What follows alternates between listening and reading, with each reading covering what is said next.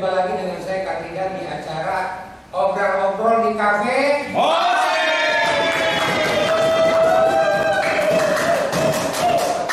suasana dua hujan tapi di Cafe Mose ini hangat ya, apalagi kita kehadiran seorang sosok yang sangat dikenal di dunia perfilman sebagai pengisi musik atau ilustri musik. Dia dikenal sebagai nama Tia Sudiarto. Apa kabar Mbak Tia? Alhamdulillah baik. Sekarang sedang bareng film apa? Kalau kita sekarang memang aku mengajar di salah satu universitas mengajar musik film. Buat saya ingin sekali menjadi penggerak juga dari regenerasi musisi Indonesia, that's for sure gitu ya. Terus yang kedua ya bikin musik biasalah, ya mungkin jiggle-jiggle gitu ya. Kalau film memang aku lagi menunggu momennya, mungkin memang tahun ini memang belum momenku ya gitu.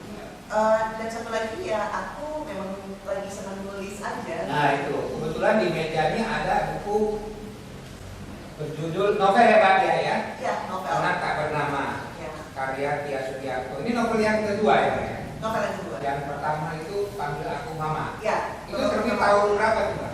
Panggil Aku Mama terbit tahun 2020 gitu. Pasti kamu tidak penasaran ya? Penasaran banget. Nah karena gini, penasaran ketika itu kalau nggak salah tadi Mbak Tia bicara bulan Mei ya, terbitnya ya. Ya. Apa ini peralihan karena ada pandemi atau memang hasrat passion nulis ini sudah lama? Oke, jadi kalau yang dulu memang kayak latihan tapi ya udah disimpan, latihan disimpan, nulisnya nulis ala kadarnya aja gitu. Kemudian ya perjalanan hidup juga yang membuat aku sampai ke dunia literasi ini gitu. Di tahun 2019 saya menikah dengan seorang sutradara iklan, Adil Syahria, yang pada waktu malam. Dulu Mbak, pemirsa juga diingatkan ya dengan nama Adil Syahria ini kalau nggak salah pernah main haji ya? Iya, pernah main haji Indonesia ya? Oke. Jadi Amir. Ya. Oke. Nah, jadi suatu malam Mas Adil menyatakan passionnya untuk ya kan selama ini kan dia kan menyutradari iklan. Dia pengen punya film pertama waktu itu. Akhirnya ya aku mendukung aja ya sebagai istri gitu. Aku bikin skenario. Aku bikin skenario tapi memang skenario ini ya udah ya base dari apa yang aku rasakan, pengalaman gitu. Akhirnya jadinya waktu itu sih judul skenario ini namanya Kapan Kau Memanggilku Mama gitu. Tapi ya kita berhubungan lagi judulnya jangan itu dong gitu ya. Judulnya ya udah judulnya Panggil Aku Mama. Udah setelah fix udah lock di draft 1 draft 2, aku udah mulai coba memberanikan diri tuh. Gitu. Tapi ini dalam bentuk skenario ya? Masih bentuk skenario ya. Aku tulis sendiri. Ya akhirnya ya memang sih selama 13 tahun berkecimpung di dunia musik film, kan otomatis kita mesti baca skenario. Aku tuh familiar sama formatnya skenario itu. Jadi aku nulisnya di bentuk skenario, terus dari itu aku coba untuk ngajuin lah ke produser-produser gitu yang biasa kerja sama aku. Cuman memang para produser itu memang outside. Aku juga nggak bisa gimana gitu. Mungkin memang ya aku percaya cerita itu pasti ada takdirnya sendiri. Jadi mungkin memang belum takdirnya Panggil Aku Mama ini jadi film. Gitu. Waktu itu aku memang menulis di tahun 2020 itu di awal. Jadi di awal aku tulisnya pakai handphone doang. Sampai aku memang mesti transfernya ya? mesti mengajar di Semarang dan aku menulis lagi waktu perjalanan kereta. Di kereta aku nulis. Masih pakai HP? Setelah itu aku mengajar di Semarang. Habis hari pertama setelah aku mengajar, aku langsung salin ulang. Itu kalau di persingkat berapa bulan tuh? Kalau untuk skenario sendiri sih 2 bulan. 2 bulan. Kemudian kita kan memang dinyatakan pandemi pada waktu itu kan. Awal banget, syuting nggak bisa gitu kan. Tapi ini bukan pelarian ya Pak? Tapi memang udah ada passion ya? Iya, memang sebenarnya awalnya sebagai dukungan seorang istri aja sih gitu. Penulis yang tadi? Karena pandemi, aku merasa gini, naskah ini sayang banget gitu loh. Kalau cuma menunggu momen, ya udah deh kita pindah wahanakan gitu kan. Dari skenario menjadi novel gitu. Kebetulan di novel itu aku memang dibantu oleh sahabatku, penulis indie juga yang berkenan menjadi editor pada waktu itu, namanya Mas Oksan. Dia edit gitu, akhirnya aku menjadi belajar, oh ternyata tuh membuat cerita dalam bentuk novel itu begitu. Terus udah gitu kalau ngeditnya itu, oh ternyata tuh kalau dari segi bahasa tuh harus sesuai KBBI itu begini, tanda baca tuh begini, tuh aku jadi belajar semua. Itu kan teknis ya. Betul. Nah, tapi kalau dari isi yang paling sulit adalah bagaimana mendapatkan stylenya kan. Ya. Tidak novel itu menjadi tertarik gitu kan. Ya betul. Suatu cerita yang menarik untuk dibaca oleh orang lain gitu kan. Karena Mbak dia sendiri mendapat ini pengalaman sendiri atau memang ada orang lain begitu untuk bikin cerita apa? Oke, sebenarnya aku lebih nyaman karena aku penulis baru ya kan ya. Jadi aku memang lebih nyaman berdasarkan pengalaman sendiri gitu. Pada umumnya manusia memang mengalami berbagai macam episode kehidupan yang memang mungkin rasanya bisa sakit banget, bisa bahagia banget, bisa aneh banget gitu ya. Jadi ya peristiwa-peristiwa itu rasanya aku jadi takutan. Jadi pada waktu aku memang sedang membuat cerita, oh misalnya dalam dialog itu harus dibentuk. Tapi bagaimanapun dialog itu juga sebagai pengungkap rasa, makanya aku mengolah rasanya dari dialog, mengolah rasanya dari gerakan yang dijelaskan dari paragraf demi paragraf gitu. Nah itu aku mengolahnya di situ. Oke, kalau dari buku pertama itu kalau bisa diambil kesimpulannya, apa sih yang sangat menarik untuk membaca yang untuk katakanlah ketika habis membaca novel Panggil Aku Mama tadi, masyarakat menjadi terkesan menjadi pengalaman baru dari cerita itu apa? Oke, jadi sebenarnya tuh Panggil Aku Mama tuh ceritanya tentang seorang janda yang memutuskan untuk menikah lagi, tapi anak kandungnya nggak setuju. Begitu perempuan itu memasuki pernikahan baru, anak tirinya menolak gitu. Nah, aku menulis itu dan kemudian pada waktu itu aku meminta catatan psikologis dari Mbak Tika Bisono gitu. Kebetulan aku dekat dengan beliau, kan suaminya satu profesi sama aku kan, aku sipil. Aku telepon sebentar, Mbak boleh nggak sih, aku baru mulai nulis nih. Oh boleh gitu. Nah ini menarik Mbak, soal psikologi. Setiap novel biasanya kan pengembangannya ada cerita, ada apakah itu prosesnya itu menjadi happy end atau sad end gitu kan. Tetapi ini ada catatan psikologis. Apa sih yang catatan psikologis? Jadi gini, kalau konsep aku sendiri bila cerita aku berubah wahana menjadi novel, aku juga tidak ingin kosong. Jadi nggak mau kayak yang ya udah cuma selewat baca and that's it gitu. Aku nggak mau gitu. Jadi bagaimanapun juga memang sebuah novel, sebuah cerita walaupun fiksi itu harus ada catatan psikologinya menurut aku, supaya pembaca belajar juga bahwa oh ternyata ada peristiwa ini, ada kok pengupasan secara psikologinya tuh begini. Kan kalau psikolog memang biasa berhadapan dengan pasien-pasien yang mengalami permasalahan tersebut gitu. Jadi aku rasa cerita itu akan lebih berguna bila ada catatan psikologisnya. Lebih memberikan satu pencerahan ya. Betul. Dia untuk tambah pengalaman.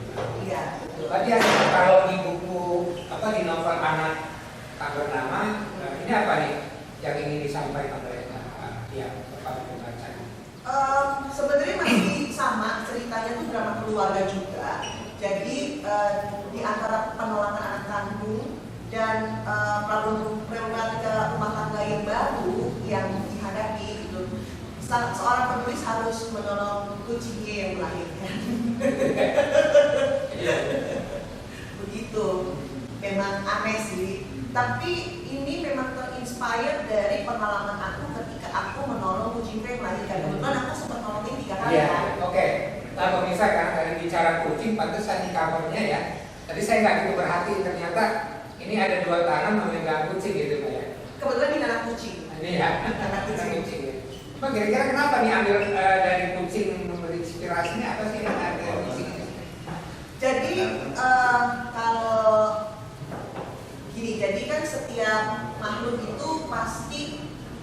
punya punya biologis yang hampir sama lah, maksudnya kayak siklus menikah, melahirkan, mengurus anak gitu. Walaupun memang Allah menciptakan dengan cara yang berbeda-beda. Nah, pada waktu itu aku merasa Allah memberikan kesempatan kepada aku untuk membantu kucing melahirkan, yang dimana gak mungkin kan kita gak bisa ngambil pelajaran dari situ gitu. Di antara ketiga kesempatan itu, aku tuh terkesan dengan kedua, ketika anak-anak kucing itu pada lahir, tapi ternyata mereka harus meninggal dengan cara yang berbeda-beda. Nah, kemudian aku juga berpikir, oke, ini induk kucing, ini anak kucing gitu. Sebenarnya lebih kepada secara umumnya itu kan ibu dan anak gitu. Bagaimana si ibu itu harus merawat gitu. Tapi bukan berarti aku mau menyamakan ya, enggak, itu enggak menyamakan, tapi tetap pemikirannya, oh oke. Secara general Secara generalnya gitu. Kalau ngomong, kalau misalnya nih tadi sudah banyak diperbincangkan oleh kita ya dari ini. Kalau orang membaca atau pemirsa dari podcast kita ngobrol-ngobrol di kafe Mose ini mendapatkan buku ini, apa ini seperti apa? Kan ini tidak ada di toko buku ya? Tidak ada. Kebetulan memang distribusinya online. Bisa cek di Instagramnya Brave Books Publisher. Jadi penerbitnya Brave Books. Sebuah penerbit yang ada di Gresik. Aku memang lebih memilih untuk penerbit indie karena bagi aku sendiri ya mungkin memang ada keleluasaan aja buat aku ya. Aku tuh bisa berpikir kreatif dari segi ini, dari segi itu. Jadi dari segi naskah, berawalnya dari naskah, kemudian dari segi promo aku juga bisa kreatif gitu. Kayak gitu sih. Nah, Mbak Tia kan juga dengan orang-orang film ya, sangat akrab lah gitu ya. Bahkan dengan keluarga tadi, misalnya dengan Hanung, dengan Pak Parwes, coba nggak menawarkan ke mereka untuk ini difilmkan, misalnya dari Pak Mama dan novel yang baru ini. Aku tahu bahwa memang pasti ada relasi yang erat dengan Mas Hanung, juga ada relasi yang cukup kuat juga dengan Pak Parwes. Pak Parwes sudah seperti bapak keduaku gitu ya. Halo Pak Parwes, Mas Hanung. Halo. Nah, namun aku masih percaya bahwa cerita itu pasti punya takdirnya sendiri gitu. Jadi aku juga tidak akan memaksakan, ya pokoknya aku cuma sharing happiness. Anyway, tujuan aku membuat novel ini bukan hanya untuk materi. Jadi maksudnya materi itu nomor sekian. Nah, yang penting adalah bagaimana pembaca itu bisa mengambil hikmah dari novel itu yang paling penting deh gitu. Jadi nggak kosong gitu, memang oh ternyata hikmahnya begini, ada pengalaman seperti ini. Jadi nanti kalau di kehidupan nyatanya, kalau aku nemu begini, what should I do? Nah itu di situ. Tapi istilah tidak menolak juga ya seandainya. Oh ya tentu tidak menolak karena itu kan memang takdirnya. Harap cemas juga kan. Tapi kan paham udah nih. Oke. Sekarang kan zamannya digital, gitu kan? Dan banyak buku pun yang diterbitkan itu juga ada e-booknya atau apa istilahnya kan? Apakah anak tak bernama? Apakah novel ini juga ada e-booknya? Nah, untuk sementara ini anak tak bernama itu baru fisik saja gitu ya. Tapi setidaknya dalam ke depan mungkin akan ada audiobooknya karena kan aku sebenarnya punya peralatan yang cukup lengkap untuk studio ya. Jadi bisa tinggal baca, record dan kemudian mengurus segala macam sesuatunya gitu. Tapi setidaknya aku belajar bahwa sebenarnya literasi pun juga banyak banyak formatnya, banyak wahananya. Selain novel fisik, ada digital book. Dan dulu panggil aku mama sempat dipublish di digital book. Kemudian ada audiobook yang mana sebenarnya waktu pas aku masih seperti kontrak sama Hand Publications, mereka memberikan insight kepada aku bahwa audiobook itu memang lebih banyak diminati gitu.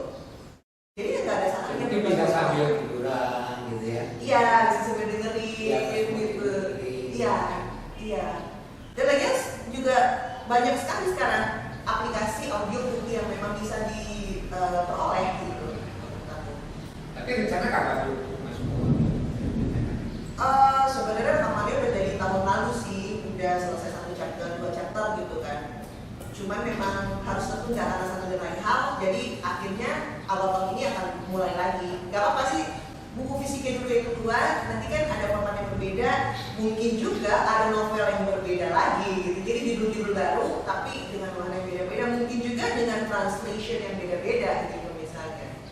Ini pernah ditawarkan ke ini kan, kayak untuk internasional dan kan saya perjelaskan perannya Andri Rata itu kan sudah Amerika beberapa negara itu caranya ada.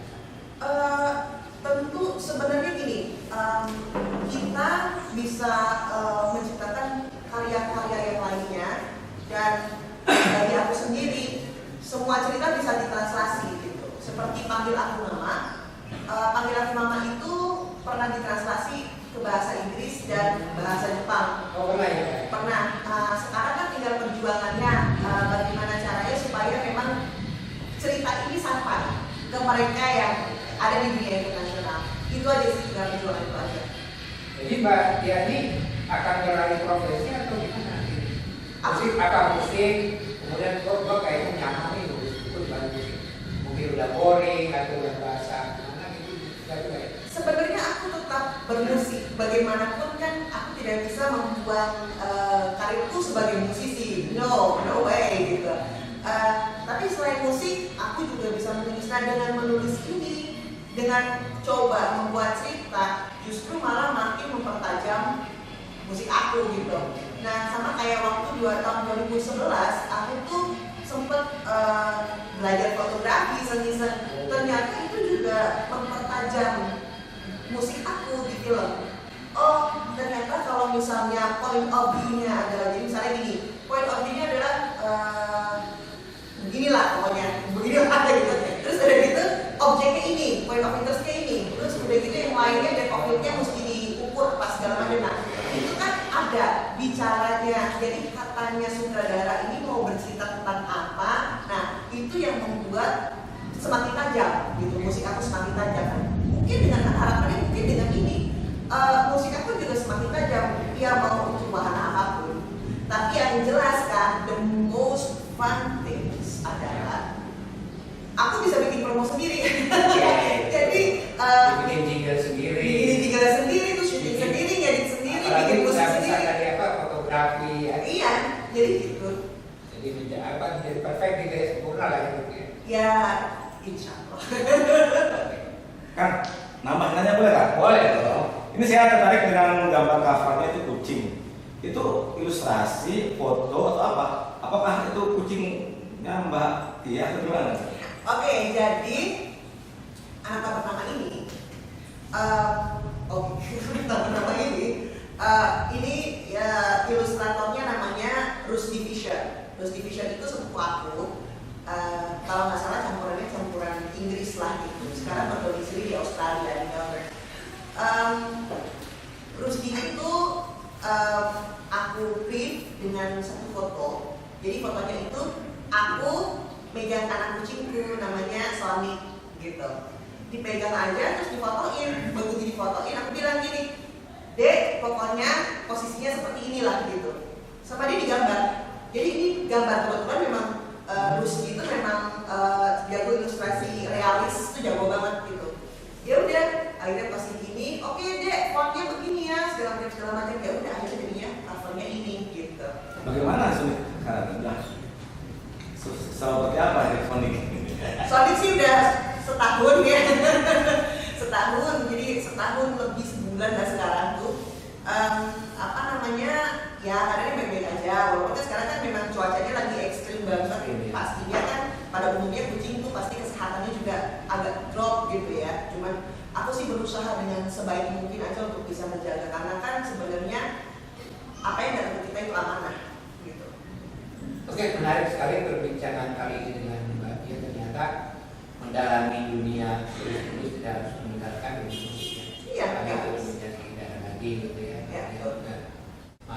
terlibat di beberapa organisasi ya, termasuk di Bapindo, ya, Mas Yun. Terima kasih nih bagi atas kedatangannya. Bisa bila Anda ingin memesan buku, ada di halaman sini, novel, panggil judul teman. Novel pertama Panggil Aku Mama. Panggil Aku Mama atau Anak Tak Bernama ya. Ya. Di halaman sini disilakan nanti memesan novel yang mana silakan, semua masih tersedia. Terima kasih Mbak Tia. Sami-sami kan. Ya maaf kalau ada kekurangan. Kopinya coba dicicipin dulu ini kopi Mas. Tadi sih udah nyicipin, udah nyicipin lagi. Terima kasih. Pemirsa, sekian pembicaraan kita pada kali ini dengan Mbak Tia Subianto. Terima kasih. Wassalam, sampai jumpa lagi.